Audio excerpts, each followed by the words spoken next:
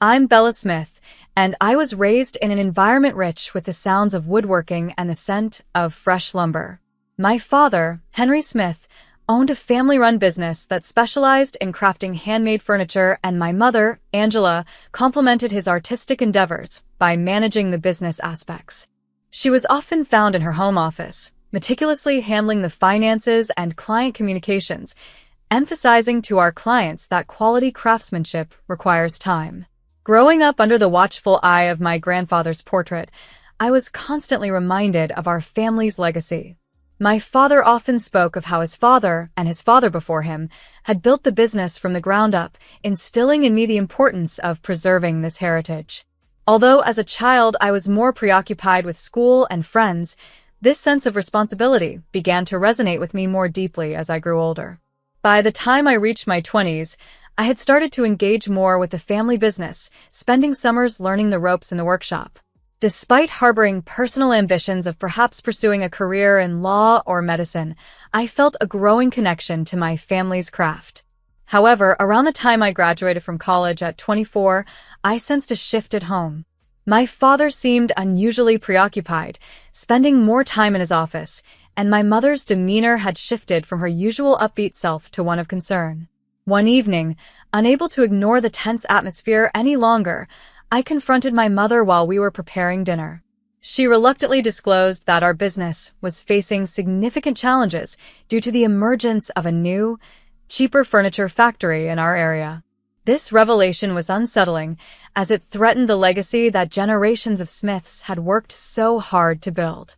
Just days later, while I was relaxing in the living room, my father urgently called me to his study. Inside, I met Mr. Lincoln Lopez, a stern man who seemed to scrutinize me thoroughly before nodding briefly.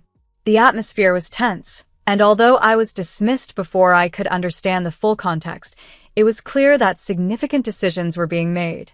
In the days that followed, the air at home was filled with whispered worries and abrupt silences, making it evident that our family was on the brink of major changes. I couldn't shake the feeling that our legacy and way of life were about to be profoundly challenged. When I walked into the room that evening, the tension was almost tangible. It was a rainy Tuesday when my parents decided it was time to have a serious conversation. We gathered in the living room, where my father's expression was solemn and my mother fidgeted anxiously. "Bella," my dad started, his voice unusually shaky. "We need to discuss something important." I tensed, imagining all sorts of dire scenarios. He took a deep breath. "You remember Mr. Lopez from the other day? He owns the large furniture factory I mentioned before." My stomach sank as I recalled the factory that was threatening our family business. My mom's eyes were filled with sadness as she nodded in agreement. "Yes, honey, he's been quite aggressive in the market, trying to edge us out. But there's more," Dad added, prompting me to lean in, my heart racing with apprehension. After a heavy silence, he continued, "He has made an unusual offer." I braced myself for what was coming next. "He wants to arrange a marriage between you and his son." I was so shocked that I nearly laughed, thinking I had misunderstood. "I'm sorry, what?" The words struck me with disbelief. My mom quickly intervened. "It sounds extreme, I know. We're not pressuring you, sweetie. We just thought you should know." I stood up abruptly, my head spinning. "This is insane. We're in the 21st century. People don't arrange marriages anymore." My father's face was filled with guilt and concern. "I know, Bella, but the future of our company, your grandfather's legacy, it's all at risk." I paced back and forth, trying to digest this shocking news. "So, I'm supposed to marry some guy just to save our family business? This is medieval." I stopped and faced them. My parents, always supportive of my dreams and independence, now looked utterly defeated and desperate. "I need some time," I said at last, the room heavy with my declaration. "This is a lot to take in." Over the following week, I wrestled with the proposal. Part of me was outraged at the mere suggestion, yet another part, deeply connected to our family's legacy, considered it. After much internal debate, I decided to meet this man, Mr. Lopez's son. Just meet him, I told myself, no commitments, no promises. We arranged to meet at an upscale cafe. As I entered, My heart pounded. I looked around, trying to spot someone who might be him. "Bella," a voice called out. I turned to see a guy about my age, with tousle brown hair and a friendly smile. "I'm David Lopez." He introduced himself, not at all like the stiff, formal figure I had imagined. He pulled out my chair with a flourish and a wink. "This is pretty weird, huh?" he remarked casually. I laughed, a genuine sound of amusement breaking the tension. "You could say that again." As we talked over coffee, I found myself genuinely enjoying the conversation. David was funny, charming, and surprisingly down-to-earth. He even expressed his reservations about his father's old-school ways. Our casual meeting turned into hours of easy conversation, and I was surprised to find myself not wanting it to end. Over the next few weeks, David and I began to see each other more regularly. We went to movies, tried new restaurants, and spent lazy afternoons in the park. It was unexpectedly nice. One evening, as we walked along the river, David said thoughtfully, "I think our parents might have been onto something after all." He paused, then added softly, "I think I might be falling in love with you." My heart fluttered, a mix of surprise and joy washing over me as I realized I felt the same. Maybe, just maybe, this unexpected arrangement could turn into something genuinely wonderful.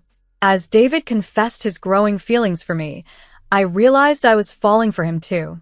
Our parents, particularly thrilled by this turn of events, saw it as a solution to the business pressures both families faced. A few months later, as we announced our engagement, I could see the sheer relief on my father's face, while Mr. Lopez, David's father, appeared almost triumphantly satisfied. At our wedding reception, Mr. Lopez pulled me aside. His demeanor was grave as he spoke in a low, earnest tone. "Bella, David is a good person, but he needs direction. He needs to mature into a responsible man. I'm counting on you to help guide him. Can you do that?" Taken aback by his direct request, I nevertheless promised to do my best.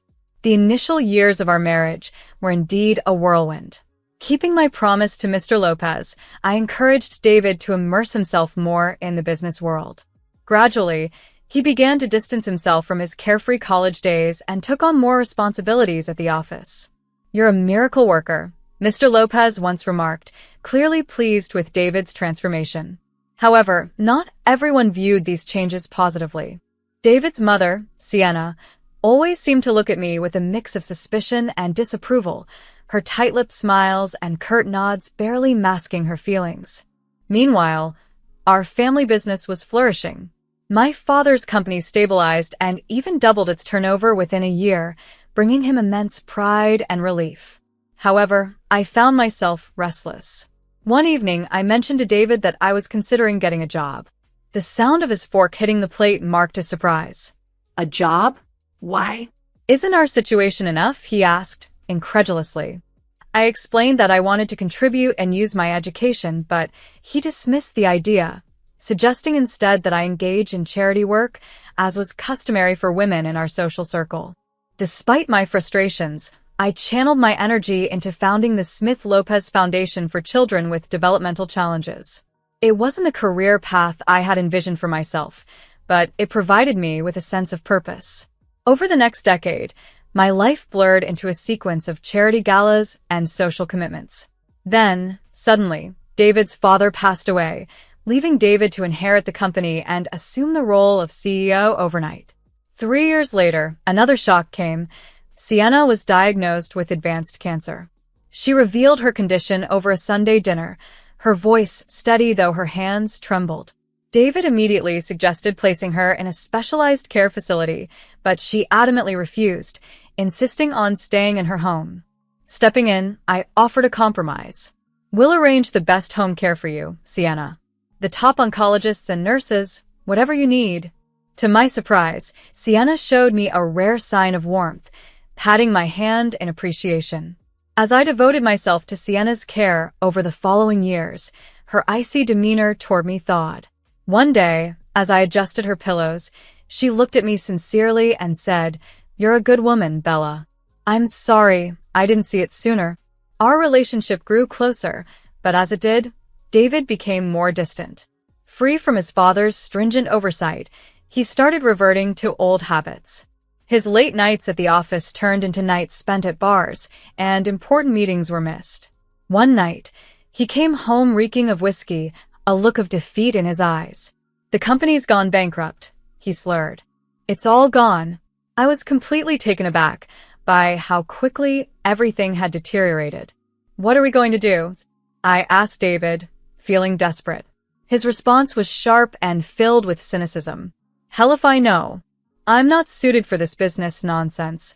In a bid to fix things, I put aside my ego and reached out to my father. "Dad, I need a favor," I started. Without any hesitation, Dad offered David a position as his assistant. David accepted it reluctantly, but I had a nagging suspicion that our problems were just beginning. The months that followed David's appointment were a disaster. I watched in despair as sales plummeted and my father's once thriving company started to decline. One evening, unable to watch passively any longer, I confronted David in our living room. "What's going on with you?" I demanded, frustrated. "This job was supposed to be your lifeline, yet you're treating it like it's a nuisance." David's laugh was bitter again. "A lifeline? Please, I'm just biding my time until I can get out of here." I was stunned by his coldness. "What do you mean?" His reply was chilling. "Once my mother passes away, I'll sell everything. Then I'm leaving." I felt a punch to my gut. "How can you be so cold? She's your mother." His disdain was palpable. "She's a burden," he retorted, "and this job is beneath me. I was a CEO, not some errand boy." My anger flared. "You ungrateful jerk. My father gave you a chance when you were at rock bottom, and this is how you repay his kindness. Meanwhile, I've been here, taking care of everything while you wallow in self-pity." I stormed out of the room, furious. In the hallway, I bumped into Sienna, whose expression showed she had heard everything. For a moment, we just looked at each other, and then she reached out and took my hand. Her touch was silent, but supportive. I squeezed her hand back, fighting back tears.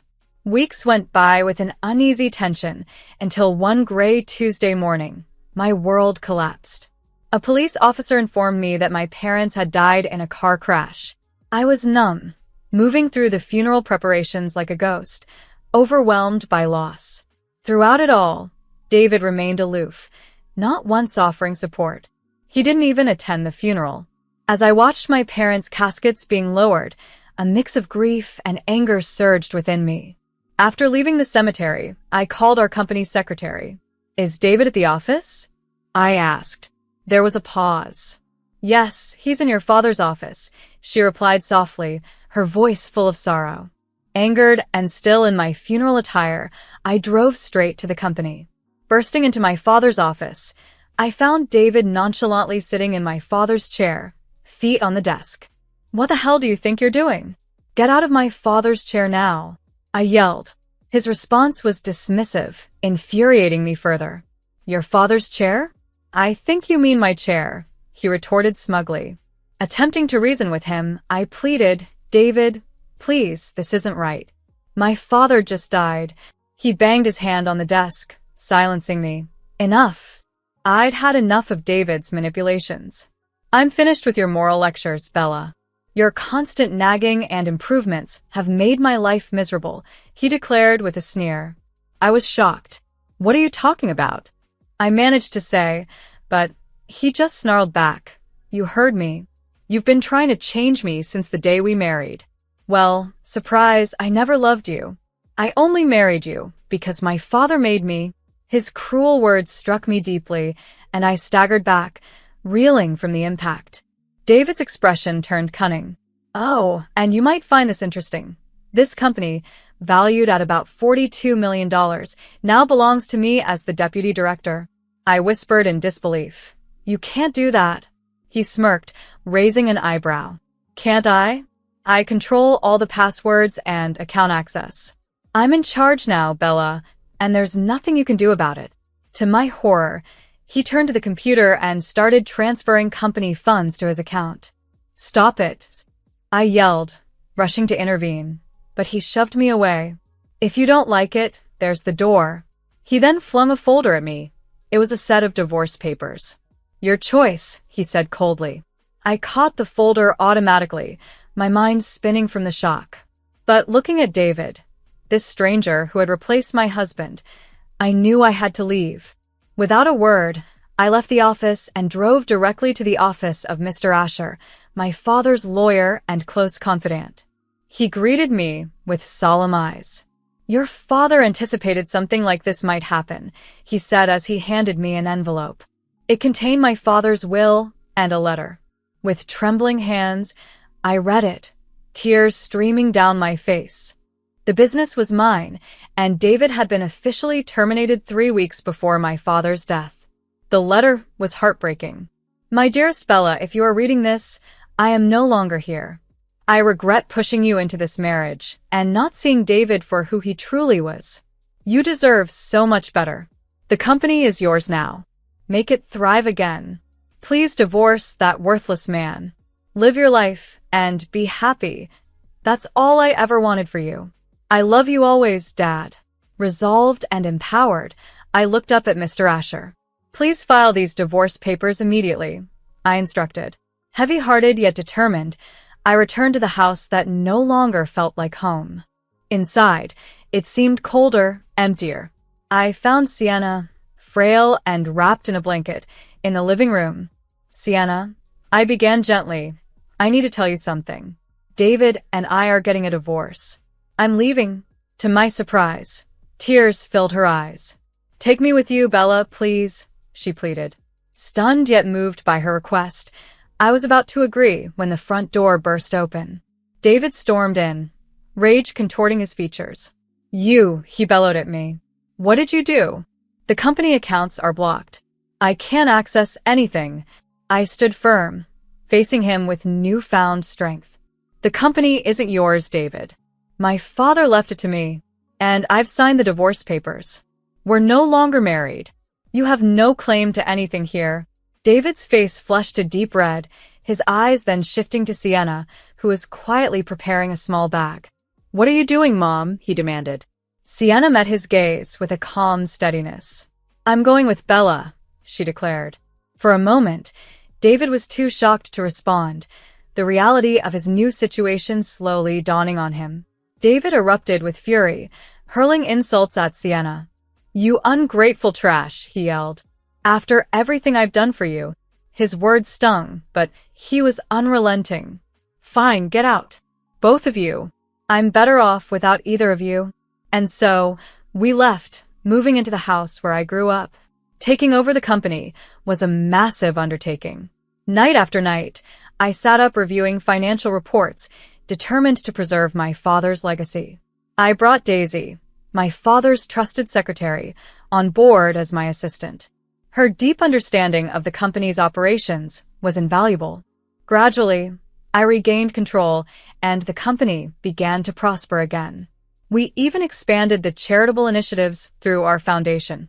3 years later, Sienna's health began to decline significantly. I reduced my work hours to care for her, ensuring her last days were as comfortable as possible. One quiet autumn morning, she passed away peacefully while I held her hand. I felt a profound gratitude for the time we had spent together. I arranged a beautiful funeral to honor her, sparing no expense. David, predictably, didn't appear. A few weeks after Sienna's funeral, I received a call from Mr. John, the Lopez family notary, asking me to attend the reading of Sienna's will. When I arrived at the notary's office, my heart skipped a beat. David was there, smug as ever, with a young woman on his arm. He sneered at me. "Well, if it isn't the grieving widow," he mocked. "Don't worry, this won't take long. I'll be taking my mother's money and treating my lovely Georgia here to a well-deserved vacation." I ignored his taunts and took a seat away from them. Mr. John began the reading, silencing the room. As the notary read through the will, David's smirk widened. But then, a sentence cut through the tension. "I, Sienna Lopez, being of sound mind, hereby bequeath all my assets, including my house and savings, to Bella Smith." The room fell silent. David's face dropped as Mr. John continued.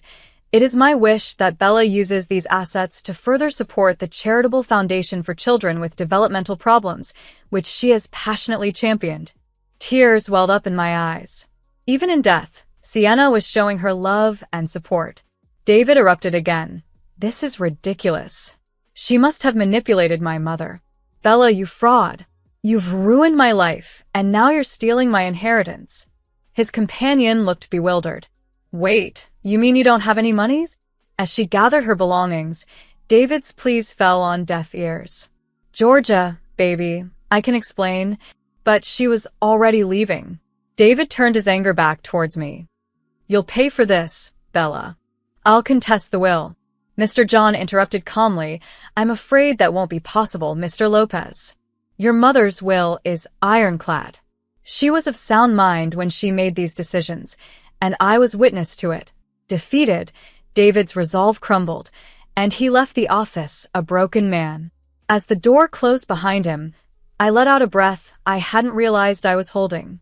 A sense of triumph washed over me, not because of the inheritance, but because justice had been served, affirming Sienna's faith in me and our shared values.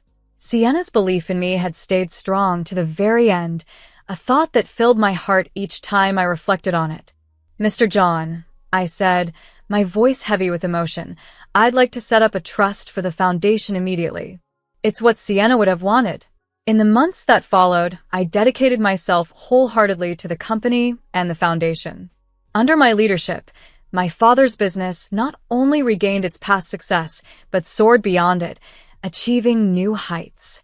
Meanwhile, the charitable foundation expanded significantly, reaching more children and making a deeper impact than ever before. Each evening, as I sat in the office that had once been my father's and was now mine, I would pause and look at the photographs on my desk.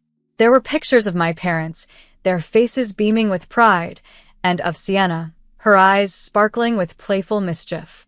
Though they were no longer with me, their love and support continued to shape who I had become. Besides these photos, I kept a framed quote that had become my guiding principle. I picked it up and read the familiar words, which resonated more deeply each time. The most difficult roads often lead to the most beautiful destinations. This mantra reminded me of the journey I had traversed, filled with challenges and hardships, but leading to a place of profound fulfillment and purpose. Each word reaffirmed my commitment to continue their legacy, honoring their memory through every decision I made and every child we helped through the foundation.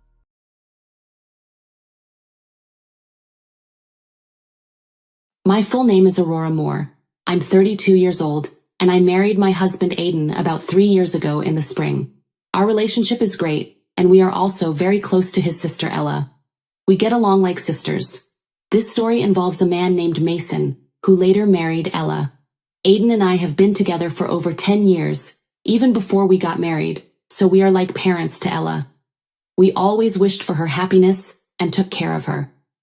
Because of this, when Ella got a marriage proposal from her fiancé, she wanted to introduce him to us, her second parents. I want to introduce my fiancé to you both, Ella told us one day. That moment was very special for us as a couple. We felt so happy because Ella, whom we love like a daughter, was finding her partner and working towards a happy future. It was a joyful moment for both me and Aiden, and our hearts were full of happiness. Finally, the day came. Ella brought Mason, her chosen partner, to meet us. Mason seemed to be around my age, maybe 32. He was 5 years older than Ella, which made me realize she likes older men. I watched him quietly and was impressed by his solid appearance and calm attitude. However, I noticed Mason kept glancing at me. Did he want to say something to me? Was there something about me that bothered him, or was it just a coincidence? These questions popped into my mind. I quickly checked my clothes and hairstyle for any issues, but found nothing wrong. Maybe realizing it was rude to stare, Mason quickly looked away. In the end, we couldn't understand why he was watching me so closely, but Aiden and I decided not to worry about it. We went on to introduce ourselves and started chatting with Ella and Mason, who were sitting across the table from us. "Please take good care of my younger sister," Aiden said with a smile. addressing Mason. Mason nodded, smiling back. Of course you can count on me. Aiden then turned to Ella. Ella, I'm trusting you to him, he said warmly, making it clear he was placing her future happiness in Mason's hands. This created a warm and friendly atmosphere at the gathering, easing the initial tension of our first meeting. At one point, Aiden asked Mason a question he was curious about. Mason, may I ask where you work? I was very interested in his answer and listened carefully. Mason answered proudly, puffing out his chest. You might have heard of it. I work at Nexonics Games, which is growing very rapidly right now. He Deegan. Nexonics Games? Is that the famous game development company? I asked, genuinely intrigued. Yes, that's correct, Mason replied. I actually started working at Nexonics Games last year, but I didn't leave my old job because I didn't like it. Nexonics Games approached me directly because they valued my skills highly, so it's like a promotion for me. Don't worry, I didn't start as a regular employee, he concluded. Hearing this surprising story, both Aiden and I were amazed. I couldn't help but widen my eyes, and our gazes met. Seeing our shocked reactions, Mason seemed satisfied that he had made an impression, and he spoke with even more pride. That's why I want you to trust me completely with Ella. I'm climbing the career ladder quickly at Nexonics Games, and I'm confident that I'm progressing faster than most. Even though I started at a regular level, my salary will increase rapidly, and I'll move up in the company quickly, so please don't worry, he reassured us. When I heard what Mason said, I was so surprised that I couldn't speak. Nexonics Games is super famous, and I know a lot about it. Aiden probably knows about it too, but since he doesn't work there, he might not know all the details. I think both Ella and Aiden know that Nexonics Games is really well known in the industry, but it seemed like neither of them expected Ella's fiancé, Mason, to move up the ranks so quickly after joining. I didn't expect it either. Some parts of Mason's story made me feel a bit uneasy. However, I decided to believe him, since he talked about being recruited by Nexonics Games and climbing the career ladder really fast. As we talked about other things, I was curious to know how they met and got together. They said they met through a friend they both knew. I was looking for someone special, Mason explained, but I didn't want to go to matchmaking events, so I met Ella through a friend I trusted. Ella Acintio. I wasn't actively looking for a boyfriend, but I decided to meet Mason when my friend suggested it. I really like how Mason always makes me smile. His clumsiness is kind of cute too, my sister-in-law added. Hearing them talk about their feelings was like hearing something really sweet, even though we weren't eating anything sugary.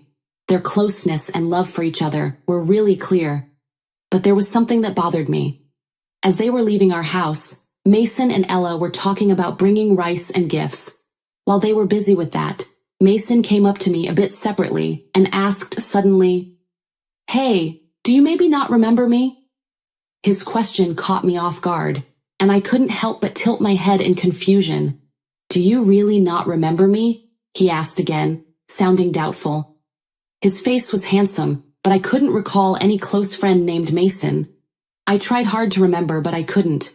Seeing me struggling to remember, Mason sighed a little, looking disappointed. Well then, let's exchange contact info and please tell Aiden later. I forgot to exchange contacts with him, he said.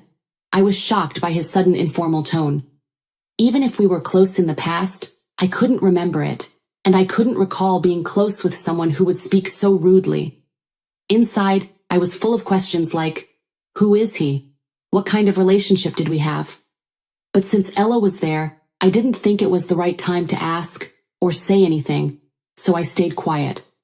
After we exchanged contact info, I decided to text him to clear up my doubts, but before I could, he messaged me first saying, I'm surprised the girl who used to sit quietly in the corner of the classroom in elementary school is married before me. Your face hasn't changed much since then, so I recognized you right away, Mason added. Growing up, I lived far away, and in elementary school, I was teased by many classmates. Those memories are painful, so I moved away with my family from middle school. In the new city, I met Aiden, a wonderful friend, and we became close. I'd rather not think about elementary school. His words surprised me, so I asked, What do you mean? I didn't want anyone to misunderstand, so I explained that Aiden was involved in our messages. We agreed that Aiden would be included whenever Mason and I needed to exchange information. I didn't share my background or reasons with Mason. After explaining, Mason smiled warmly and asked, "Do you remember being called PE girl in elementary school?" The term PE girl had a specific meaning. It was used to tease me by my classmates because I was from a single-parent family, public education girl. Even though we weren't really struggling financially, there was a time when other moms assumed we were, just because my mom was a single parent. This rumor might have spread among the kids and led to the teasing. Because of this, and because my mom was considering taking legal action against the moms spreading rumors, I decided to move to a new place. Since then, I haven't heard that unpleasant nickname, which used to cause me so much trouble. But one day, I was surprised when a man admitted he didn't even know what the word poor meant. I calmly told Mason, "Please watch what you say. You're my sister-in-law's fiancé, and that's all. Please don't say things that don't make sense." After that, he didn't message me anymore. Maybe he took my words seriously and realized he shouldn't be rude. But watching all this, Aiden seemed really uncomfortable with the way the man spoke, and his face changed quickly. "What is that guy even thinking?" Aiden said, his anger evident. "It's like he doesn't realize he's talking to the sister-in-law of the woman he's going to marry and bringing up stuff from elementary school and acting like nothing's changed. That's just crazy," my husband was outraged. Seeing Aiden so upset, I tried to calm him down, saying, take it easy, but I was also worried. So I called my mom right away and asked her to find a class photo from my elementary school days. I wanted to see if there was a classmate named Mason in it. Mom quickly found a boy named Mason and said on the phone, "Wasn't this Mason the one who used to bully you the most?" Suddenly, I remembered everything I had forgotten. Mason was indeed the main bully. Just to be sure, I asked Mom to send me the photo. Looking at it, he looked quite different now, bigger and chubby. That's probably why I didn't recognize him. After that, I decided to look into things further. A few months after our first meeting, I got a call from Ella, which was surprising after such a long time. "Aurora, we haven't got your RSVP for the wedding invitation yet. Are you and your husband planning to come?" she inquired. "What wedding invitation?" "We were really looking forward to it, but we never got it," I told her in a perplexed voice. Ella seemed surprised and said, "I definitely sent it. Maybe something went wrong. Anyway, I'll bring it to you tomorrow." She sounded very sincere. The next day, Aiden and I got the invitation directly from Ella, and we told her we'd be there. At that point, we had no idea what would happen at the wedding or how it would affect us. No one could have guessed what was coming next. On the day of the wedding, Ella looked stunning in her pure white dress, like an angel. I congratulated her with tears in my eyes, hoping for her happiness and ours too. But Mason, the groom, quickly soured the mood. He pointed at me, surprising all of us. "Why are you here? I didn't invite you," he said, looking very displeased. It seemed like Mason went out of his way to make sure Aiden and I didn't get an invitation. This woman grew up with just her mom. When things got tough, she ran away. Maybe she had some money problems, and now she's with a rich guy, thinking life will be easy. "She's living in a dream," he said.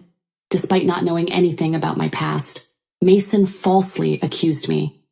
Aiden, sitting next to me, clenched his fist in anger, but I told him to calm down. Mason kept making false accusations against me. "I have an important job at a well-known company. Are you planning to use your connection as my sister-in-law to get money from me if I marry Ella?" he asked firmly. His friends were shocked and started getting excited. They must have had the same narrow view as Mason. I went to a staff member and asked for the microphone. Mason looked like he expected me to say something emotional and illogical, but I stayed calm and said, "It's ridiculous that you, who can't even remember the face of your own company's president, call yourself an elite. Think carefully if you want to cut ties with me. I'll be in the president's office tomorrow. We'll go through HR procedures," I stated firmly. After handing back the microphone, I confidently returned to my seat with a calm demeanor. Aiden stood up and walked towards the exit. Soon after, Ella followed him. Seeing this, Mason called out to her, "Wait, why are you leaving too?" "I'm just trying to end things with her. If that's the case, there shouldn't be any problems, right? Not fully grasping the situation, Mason spoke to Ella, who gave him a cold look. You really don't know Aurora, do you? She's the CEO of Nexonix Games. I respect and deeply admire her. I can't forgive you for insulting her. I'm ending this engagement right now. You've ruined such an important day. Be prepared, my sister-in-law responded. Shocked by Ella's firm words, Mason was taken aback. Ella talked to the venue staff and removed her wedding dress. She told the guests that the banquet was over and the wedding would now be a simple meal gathering. She made it clear that this wouldn't happen again and firmly blamed Mason for the breakup. The next day, as I had promised, I calmly waited for him in the president's office. Two big, muscular employees stood beside me, ready to act if he tried anything during our talk. When he came in, he seemed confident at first, but that soon changed. He sat down and looked tense. His behavior, coming in without permission and not even greeting, was rude. It was clear he didn't understand the basic rules of the company. No way. I can't believe you're really the president. This is unbelievable, he said. If you did a little research, you'd find the president's info on our website. Didn't you check before coming? I asked. Well, there were some things, he trailed off. It seemed he hadn't taken my words seriously, or bothered to find out the truth. Maybe he thought I was joking or lying in front of all those guests. I told him, I'm considering terminating your contract. What? You can't make such a quick decision over a small misunderstanding. I'll talk to the Labor Standards Inspection Office. He tried to persuade me carefully, but I calmly put a copy of his resume in front of him. You lied about your education here, didn't you? And you claim to have skills you don't actually have, like Excel and video editing. Is that true? I asked angrily.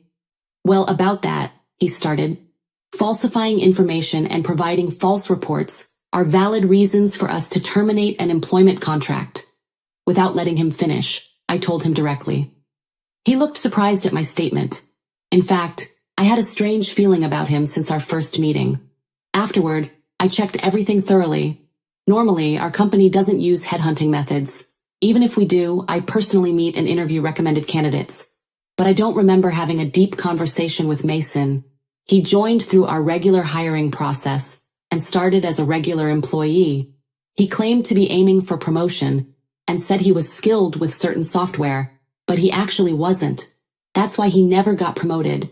His self-assessment was very high, and I found that suspicious, so I looked into his attitude. He was lazy at work and seemed content just to be part of the company. I tried to help him improve, but he didn't change. Now that he's broken off his engagement with Ella, there's nothing special between us. He continues to act unpleasantly, making me uncomfortable, so I see no reason to be lenient with him. I promptly asked Mason to leave the company. Since he had only been with us for less than 6 months, there was no need to consider severance pay or handing over specific duties over such a short time. Can't you help me out as an old friend? He pleaded, but I coldly replied, I don't see any reason to continue our relationship, and arranged for other staff to handle his immediate departure. It seems he was hoping for financial help from his father, but because of the outrageous rumors he spread, that didn't happen. There's a past incident where my mother sued for defamation, and Mason's mother was the victim. His father paid compensation for damages once before. Facing a similar situation, where his son was being demanded for compensation, his father likely reached his limit, cutting off financial support and severing ties with him completely. Afterward, Mason took care of his elderly mother, while being pursued for compensation. Eventually, he vanished, seemingly taken away by people in all black clothing, and nobody knows where he is now. Someone might eventually come forward with information about his whereabouts, but I have no plans to actively search for him. Initially, Ella was deeply hurt when she learned about her fiancé's background, but time heals, and about 6 months have passed. She's starting to see it positively, saying it's probably best we didn't get married. Lately, her smile has returned, and she even found herself a new partner. Seeing her happier again, Aiden and I are truly relieved. They're even talking about having children now.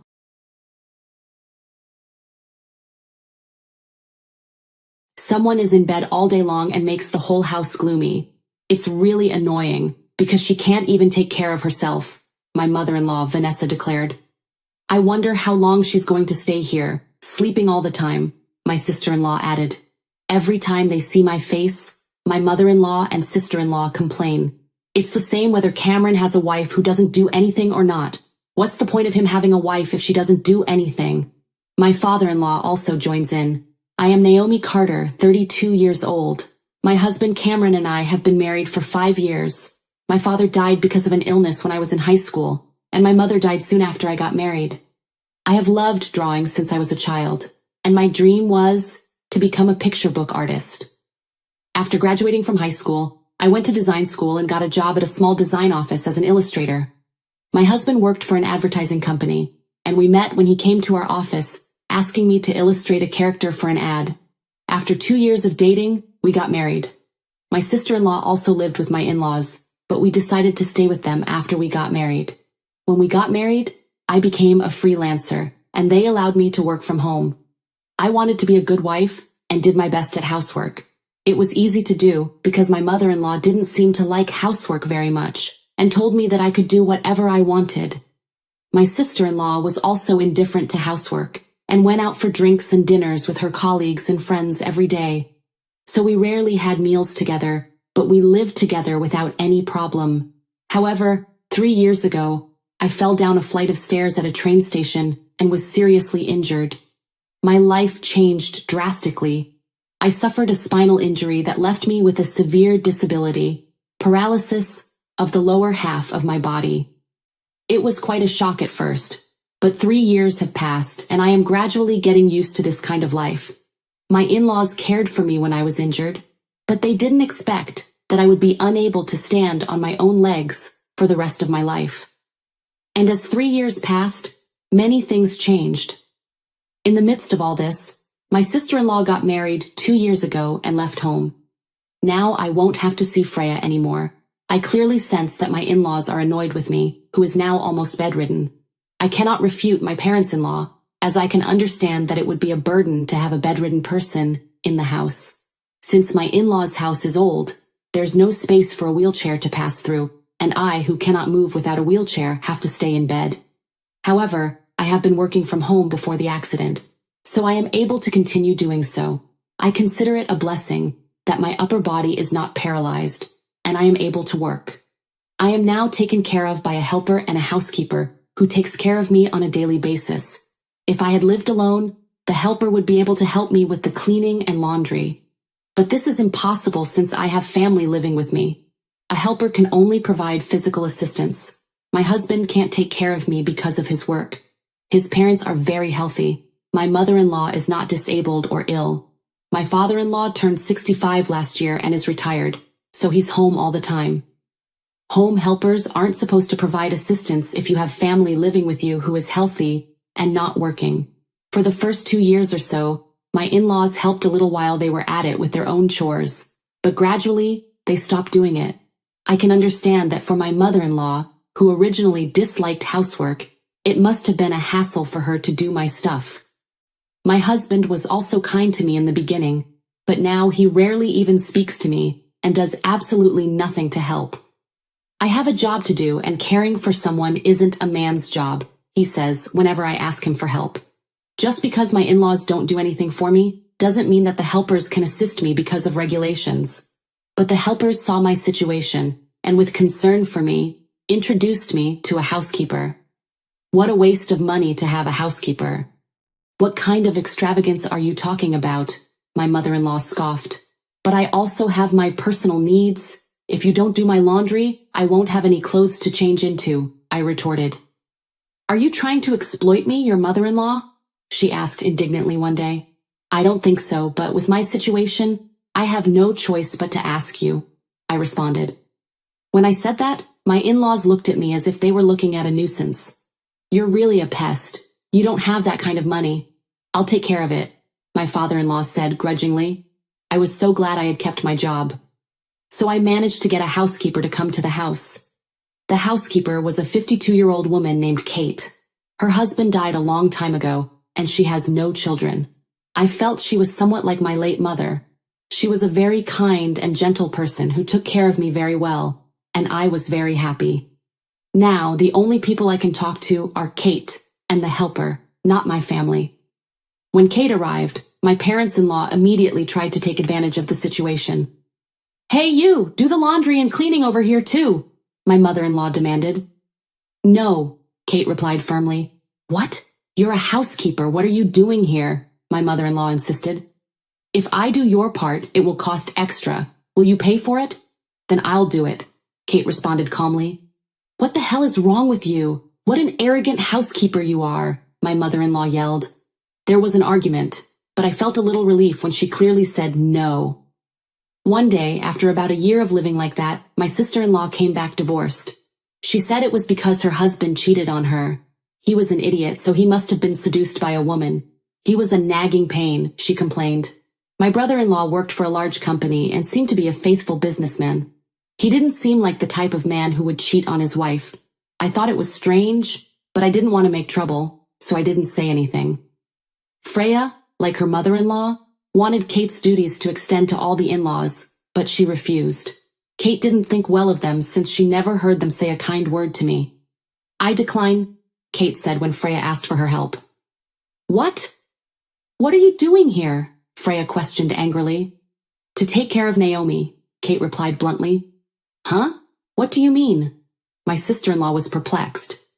"She's a useless housekeeper just like Naomi," my mother-in-law added dismissively. "It must be because she's not paying Kate enough," she continued. "It doesn't really matter. Naomi is only earning as a side job. She's a useless woman who can't even take care of herself. That's why I have no choice but to ask the housekeeper for help," Freya added. "Freya, Vanessa, you both can take care of yourselves, so you don't need help, do you?" Kate responded with a hint of sarcasm. My parents-in-law's sarcasm doubled when Freya came home. "A bedridden wife is nothing but a hindrance. Freya has come back and you only make our house cramped. We need only Freya. You're well off, aren't you? You live on your bed drawing silly doodles," my mother-in-law said harshly. Even when I was working, my sister-in-law would go out of her way to come to my room to sarcastically criticize me. I was fed up with the constant sarcasm, so I talked to my husband about it. "Hey, can you tell your mother and Freya to be a little more careful with their words?" I added, "I'm hurt too." Cameron shrugged. "Careful with their words? But it's the truth," he replied. "What do you mean the truth?" I asked, confused. "You can't even do your own housework. All you do is sleep on the bed all day," he said coldly. "I'm not just sleeping, I'm working," I protested. "You're working in bed. It's an easy job. You don't have to commute like I do," my husband scoffed. "That's true," I admitted, "but I'm trying my best to be useful to everyone. My family isn't happy with you because you can't take care of the house despite being my wife," he continued. "It's no wonder they think you're useless." "Do you really think so?" I asked, feeling hurt. "Well, don't get so sensitive," Cameron uttered dismissively. "Just deal with it. You can't survive if you have to worry about every little thing," he added. My husband wasn't supportive at all. It's not that I don't feel inconvenienced by my body, but it's so frustrating to know that he doesn't care about me at all. I constantly wish I could walk or move like before. I wish that at least my husband could be sympathetic and understand how painful and sad I am. Am I selfish to feel that way? Even though I try not to cry, the tears flow. I was in an accident. I got this body, and yet I'm trying to look forward and do my best. I will not lose because of this. I have been pushing myself, thinking that there are many other people in the world who are suffering more than me. I feel sad that I don't have my parents to rely on at a time like this, but I also think that it's good because they don't need to see what I'm going through. But when I think that there's no one in this house to stand by me anymore, I feel more and more miserable. I don't have a home to go back to. I wondered if I could at least leave this house with my husband. While I was thinking about that, he threw even more shocking words at me. For a moment, I was happy that he was thinking about me. But the next words threw me into hell. "I knew they were right," he muttered. "What do you mean?" I asked, dreading his answer. "I think they'd be better off with a younger, healthy wife than you," he said bluntly. "What?" I whispered, stunned. "I want to have an heir after all. But with you, I'm not ready. I don't know, it's just impossible," he added. I felt as if someone had clubbed me in the head. I couldn't believe that my husband would say such a thing to me. I realized that I could no longer expect anything from him. Cameron said a lot of things after that, but I couldn't hear anything. The only thing I understood was that he wanted to divorce me. "You're useless like a piece of trash," he said, his voice dripping with contempt. "You may be paying for a housekeeper, but you don't make much money anyway, so you won't have anything left after paying the housekeeper's bill. You're just a burden to us. You're a parasite that hangs around our house," my husband concluded. His mother chimed in, "Right. Even helpers don't come for free. Parasites that spend money for helpers should get out." I felt there was no point in staying here any longer, after being told such things, by both my husband and in-laws. I thought to myself, I don't have a home to go back to. I just have to find a new place to live. Okay, I'll move out, I decided. I asked Kate to help me find a new place to live. She was happy to help, and now all the procedures can be done online, which is very convenient. After all the paperwork was done, I gave Cameron the divorce papers. "Good, you finally made up your mind," he said with a grin. "But don't hate me. Hate yourself for having such a body," he added. "Fine," I replied, added, "Are you sure you're okay with me leaving?" "Of course it's fine," he said. "I'll find someone more suitable for me. Everybody says I'll find a better wife." "Will you be able to make a living?" I asked. "Don't worry about that. Dad's retirement money is still there, and Freya says she got plenty of compensation for the affair. We won't have to worry about money for a while, so I don't need to depend on you anymore," Cameron concluded. "Oh, sure. Then do what you like," I said, feeling numb. I thought Cameron seemed blind to reality. I moved out without saying anything, and there were some positive things as well. Living alone, a helper could support me with my daily life. They could help with things like cleaning, laundry, and shopping. I felt really grateful. I continued to have Kate come by as before. In fact, she was a businesswoman who worked hard at a major company before she got married, and she's really digitally savvy. But being in a large corporation, it was an extremely competitive place, and she just got sick of it and quit when she got married. That was 20 years ago. Kate laughed when she said that, but I wondered if the reason she was able to stand up to my ex-in-laws came from her experience. So now, she is no longer my housekeeper, but is managing my business. She is happy to do it as a lifesaver. Besides, the new place I moved to is a barrier-free apartment that is wheelchair accessible, so I can move around by myself.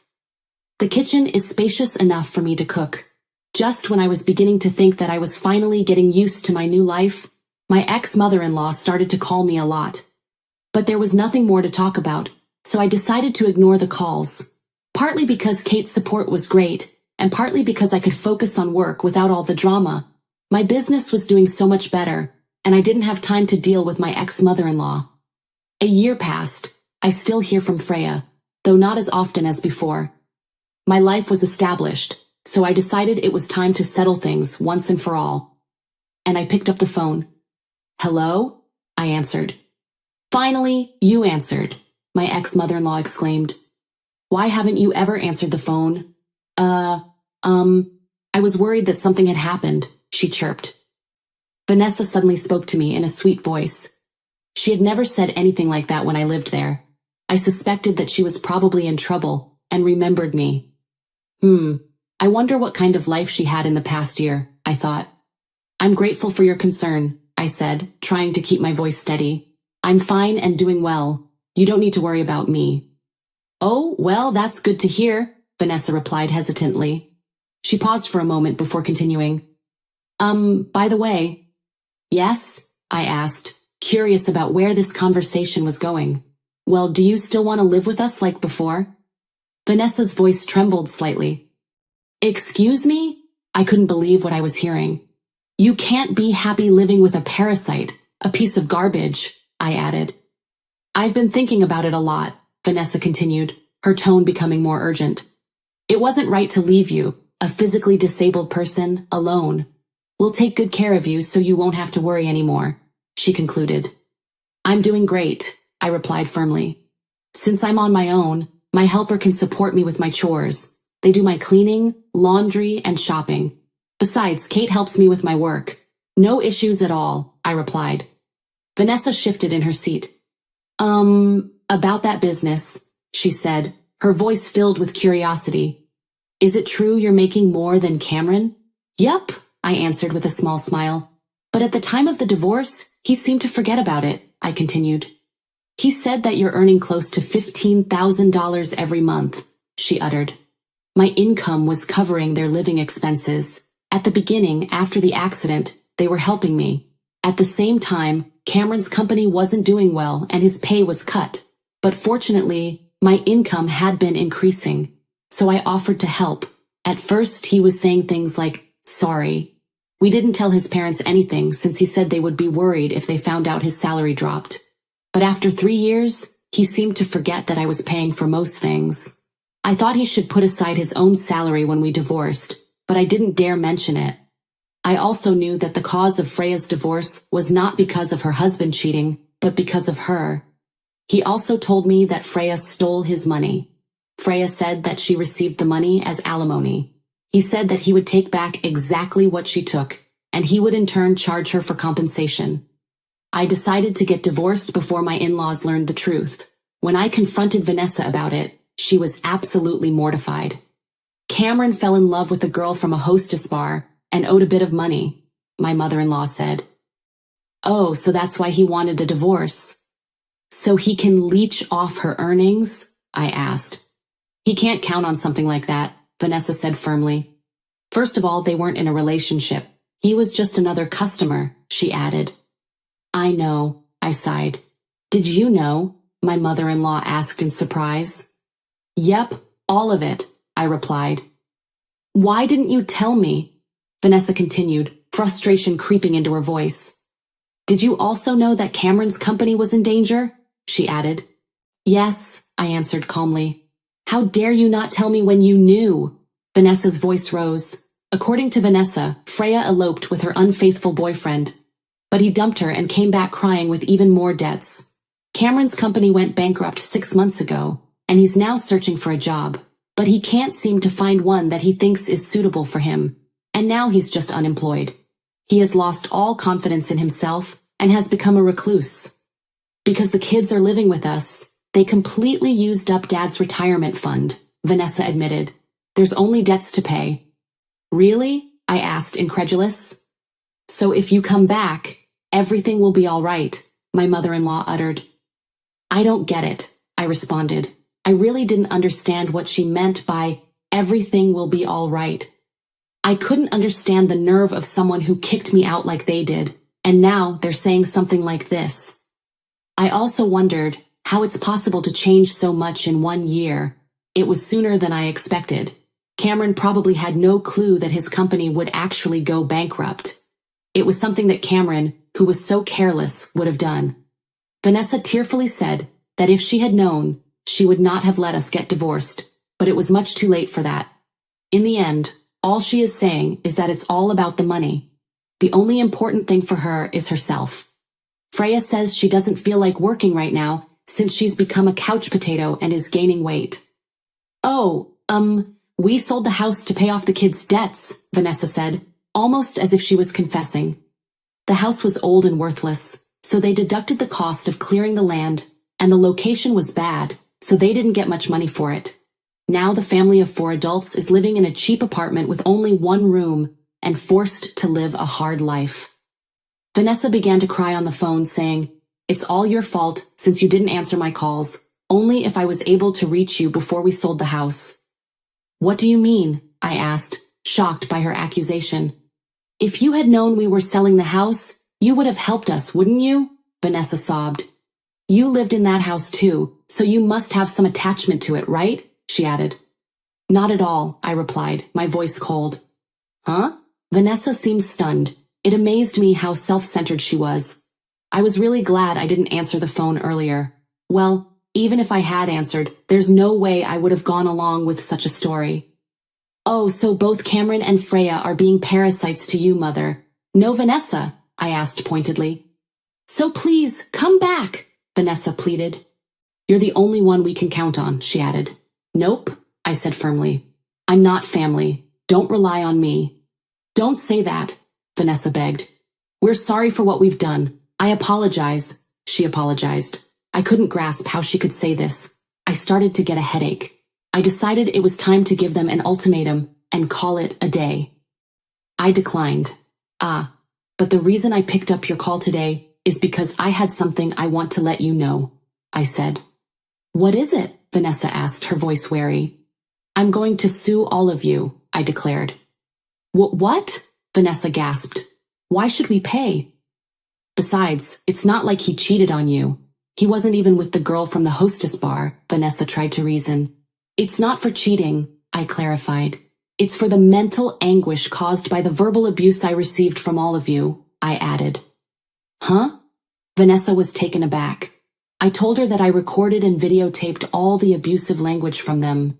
When I told her the evidence I had, she became quite upset and hung up the phone abruptly. Maybe she thought I might demand more if we continued our talk. I wonder if this was what it was like to feel guilty. When I made a request for compensation through my lawyer, Vanessa tearfully pleaded to somehow make it go away. They complained about the current situation. Of course, there was no way I would accept. I had been asked to illustrate a picture book. I'm one step closer to my dream of becoming a picture book author someday. Many things have happened to me, but I will continue to live my life positively and without taking myself too seriously.